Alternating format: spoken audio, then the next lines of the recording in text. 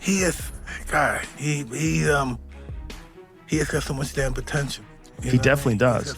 But he comes back from every fight that he's had better, you know? I mean, when one of the most impressive ones was he knocked out Klitschko. Oh my God. Klitschko's seen better days, though. Change, another inconsistency in Anthony Joshua. I now understand, I believe having watched this, where Jake Paul is getting his confidence from. How he's built this narrative in his head that he genuinely has a chance. I think the thing to remember here, though, is that Anthony Joshua doesn't struggle against all smaller fighters.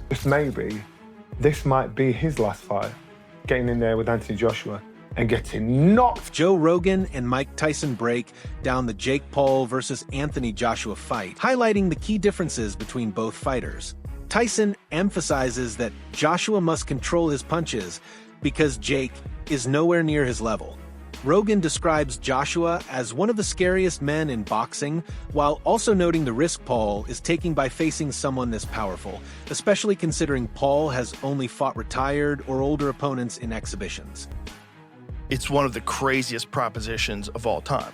You take a guy who just had a boxing match that looks like a sparring match with a 58-year-old Mike Tyson, and then you're gonna fight one of the absolute scariest knockout artists in the heavyweight division. Maybe we should watch the Francis Ngannou fight so you could see. Let's watch that real quick, just so you can see what Anthony Joshua is capable if he's fighting someone that's not in his league.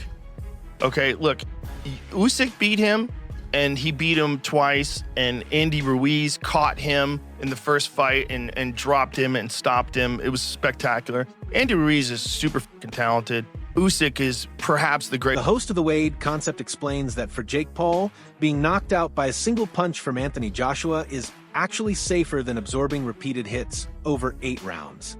The logic is simple. Sustained punishment can cause long-term damage that lasts far beyond the ring. For this fight, Joshua has been required to use smaller 10-ounce gloves. This change is meant to enhance the spectacle and make the event more appealing for viewers, but the risk for Paul remains extremely high.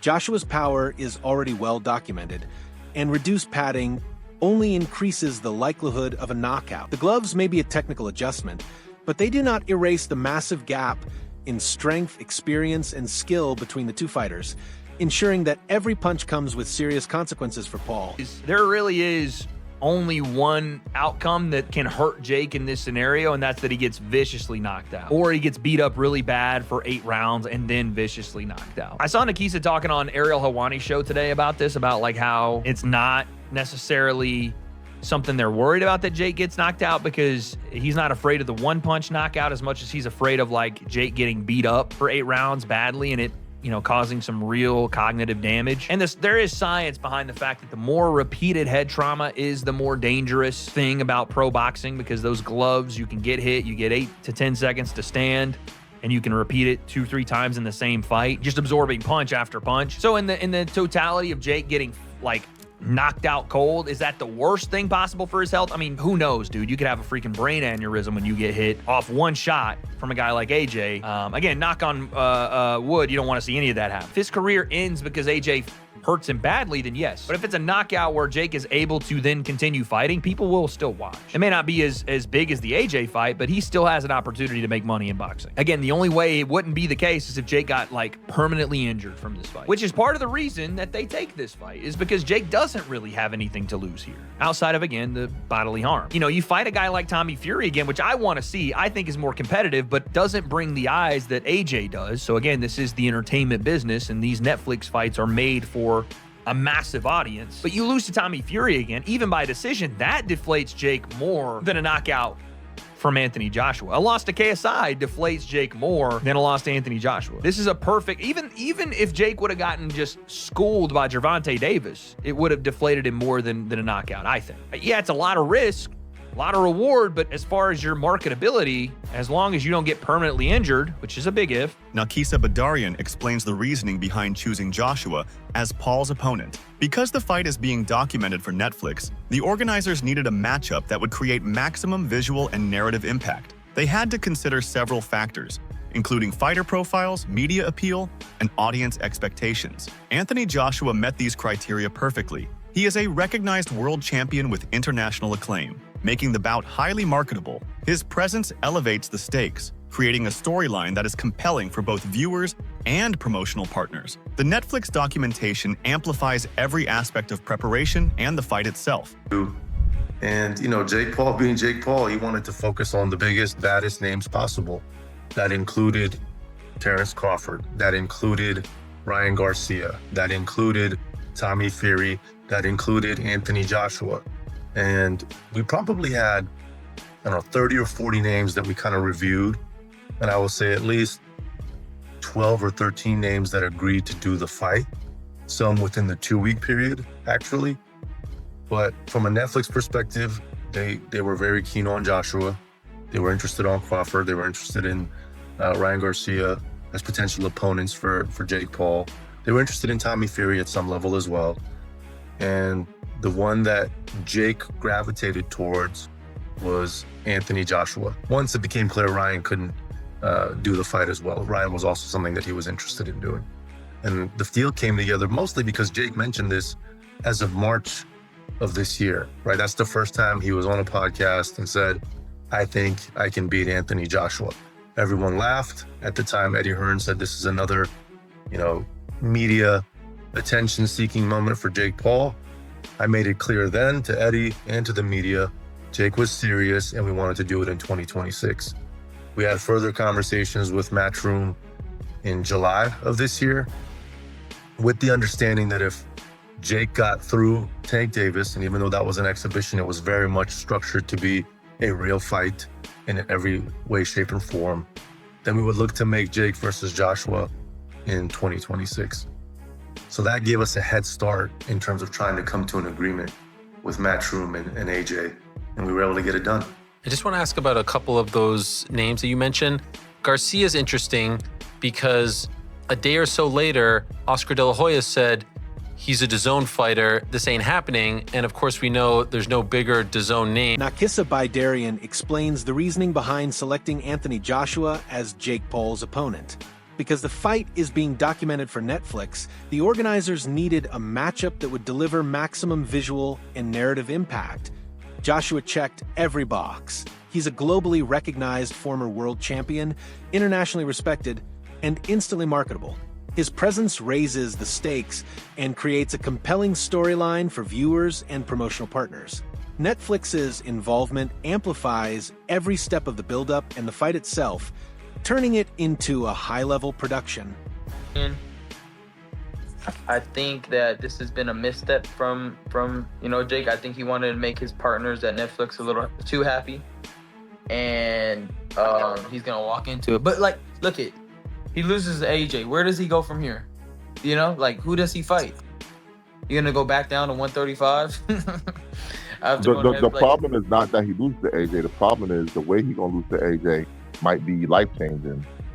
Right. So that's the real issue. It could be life-changing in many ways, right? Physically. Yeah. See what he did in Nagano? It's like, but then again, if he gets knocked out, he gets knocked out. Ryan Garcia discusses how a loss to AnthonyJoshua could be life-changing for Jake Paul. He emphasizes that Joshua's power is nothing to underestimate, and a defeat could affect Paul not only physically but also in terms of reputation and career direction. Garcia explains that this fight will be a major test for Paul. Joshua's punching power, ring IQ, and experience make the challenge incredibly serious. Training, preparation, and strategic awareness will be essential if Paul hopes to survive what Joshua brings to the ring. Jake now, I wouldn't consider him like a YouTube fighter no more.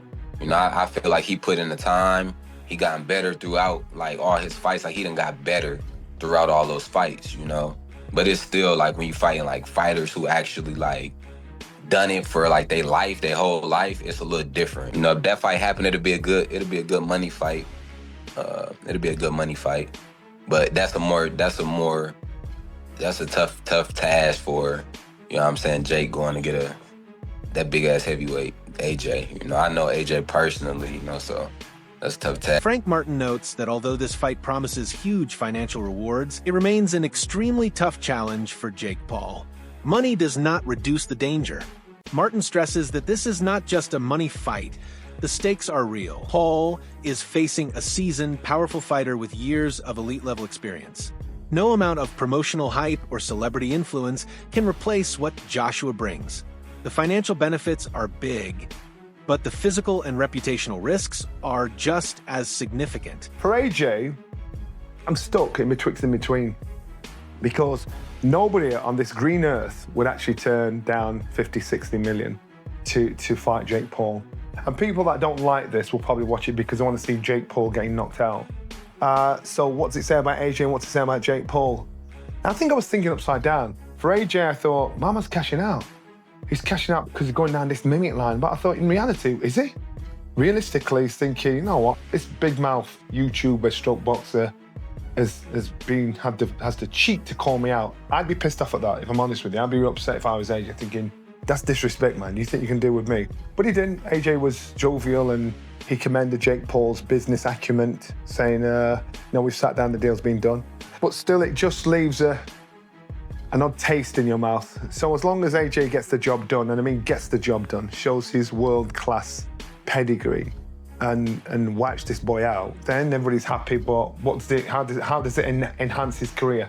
The only way it enhances his career is financially, that's it. No other way. There's no props from beating Jake Paul, apart from saying, thank God you shut him up. For Jake Paul now, I got to give this boy props, because he now has our attention and the whole world is talking about Jake Paul. I want to say a big thanks to our sponsors, Bet Goodwin, for supporting that boxing show. Now, if you're interested in having a little flutter, or as I call it after my dad, Benji's Bets, Bet Goodwin's the place to be. Check out Bet Goodwin using the QR code on the screen. I'm probably all right. I'm probably 90% thinking the fight's going to happen. But I'm struggling. I'm thinking, this boy can't be so stupid. But then you hear a whisper.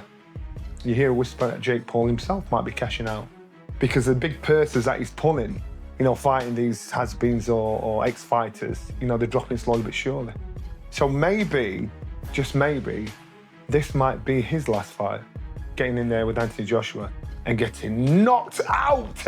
But there's always that conspiracy theory. Are there some contract agreements that can and cannot be done, which will never see the light of day that we don't know about? Well, if you're an ex-fighter, and if you like the fight game, you'll see fake. You'll know fake when you see it. So if there's any of that fakery going on with this, pulling a shot, taking it easy, giving man a bit of a breather, especially coming from AJ, I'd be disappointed, because AJ's brand alone, Johnny Nelson suggests that if Jake Paul gets knocked out in this fight, it could mark the end of his active boxing career. Paul has become a major financial attraction for top-level fighters like Joshua, often offering large paydays to secure matchups. Nelson mentions that conspiracy theories have emerged claiming Paul might not be able to participate in future high-profile bouts after this one due to the potential physical damage and the shift in public perception. This fight is pivotal for Paul's future, representing both a massive opportunity and a serious personal risk. Ngannou does not take the fight against Jake Paul. AnthonyJoshua takes the fight against Jake Paul. AnthonyJoshua at the press conference gets asked his opinion of Francis not taking the fight against Jake Paul. And Joshua's like, he's an idiot. He's an idiot. There is no reason for him to not take this match. I cannot be and am not mad at Francis. I can't be. Like rules would preclude me from being upset with Francis. I'm not a big Francis fan. Francis fan. I'm not a Francis supporter. So I want to hurt Francis. I want to do something to hurt him. Well, his own actions took $10 million out of his bank account, of which, by the way, could use $10 million. So I can't be mad at him.